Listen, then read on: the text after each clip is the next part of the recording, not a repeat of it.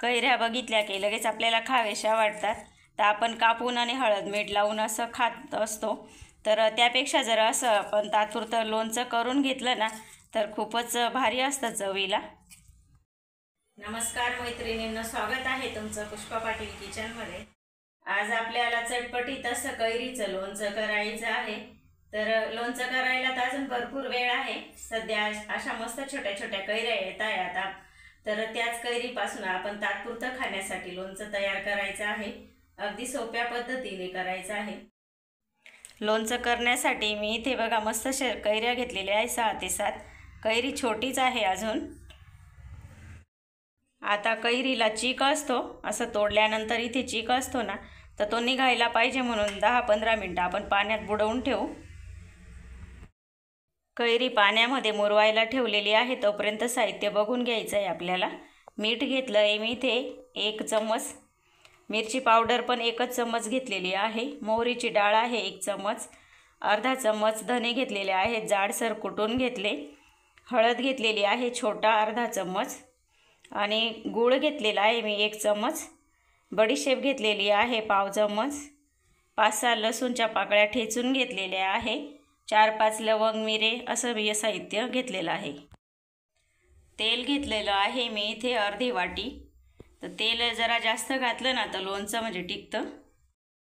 कैरी आपली पाण्यामध्ये 10-15 मिनटं छान अशी मुरलेली आहे आणि तिला चीक असा लागलेला असतो, तर हा आपल्याला व्यवस्थित असा धुवून काढायचा आहे. कैरी स्वच्छ अशी पुसून घ्यायची, अजिबात असा ओलावा राहू द्यायचा नाही. जरी कवळी कैरी असली तरी थोडे दिवस टिकायला पाहिजे ना लोणचं, त्यासाठी. कैऱ्या व्यवस्थित पुसून घेतल्या. आता आपण कापून घेऊ त्यांना.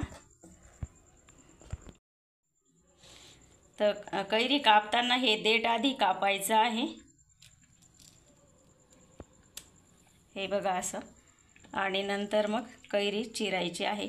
तिची कोवळी आहे अजून, त्याच्यामुळे सहज अशी कापली जाते. आणि मध्ये जी बारीक असतो ना जो पांढरा भाग गीर, तो काढून टाकायचा आहे. हा बघा असं.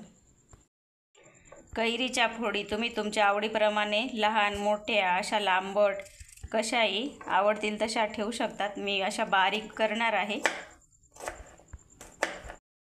कैऱ्या कापून घेतल्या सर्व. आता आपण एका भांड्यामध्ये काढून घेऊ त्यांना, सर्व फोडींना. आपण ज्या भांड्यामध्ये कैरीच्या फोडी काढल्या ते भांडं एकदम असं कोरडं पाहिजे, अजिबात असं ओलं नको आहे भांडं. तेल आपल्याला गरम करून घ्यायचं आहे कडकडीत. त्याच्यासाठी मी इथे पॅन ठेवलेली आहे छोटीशी, त्याच्यामध्ये तेल टाकून घ्यायचं आहे आणि एकदम छान असं कडकडीत गरम करून घ्यायचं आहे. तेल आपलं गरम होत आहे तोपर्यंत आपण घेतलेले मसाले कैरीच्या फोडींमध्ये टाकून घेऊ. मोहरीची डाळ, हळद,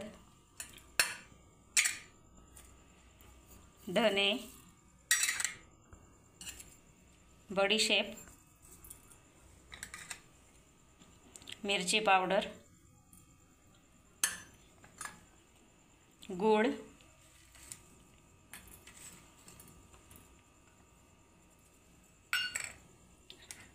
आणि मीठ.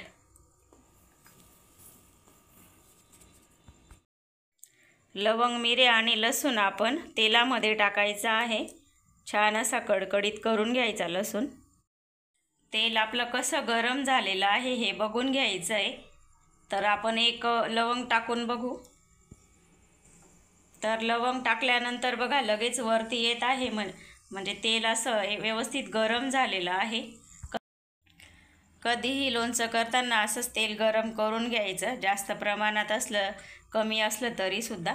तर आता ह्या तेलामध्ये आपल्याला मिरी आणि लवंग टाकून घ्यायचं आहे आधी. आता लगेच आपण त्याच्यामध्ये लसूण टाकून घ्यायचं आहे. एकदम छान चुरचुरीत अशी मस्त आपली फोडणी झालेली आहे.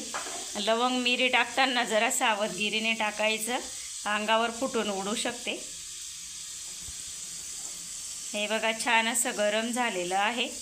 आता ही फोडणी आपल्याला कैरीच्या फोडींवरती आणि जो मसाला घातला आहे त्याच्यावरती टाकून घ्यायचा आहे. म्हणजे मसाला आपला छान असा तळला जातो असं केल्याने। मिक्स करून घेऊ आता व्यवस्थित असा। व्यवस्थित मिक्स करून घेतलेला आहे आणि खूपच छान असा सुवास सुटलेला आहे लोणच्याचा। लोणचं अर्धा किंवा 1 तासासाठी असंच या भांड्यामध्ये राहू द्यायचं आणि नंतर पूर्णपणे गार झाल्यावर काचेच्या बरणीमध्ये भरून द्यायचं आहे आणि काचेच्या बरणीचं झाकण असं पॅकने लावून ठेवायचं।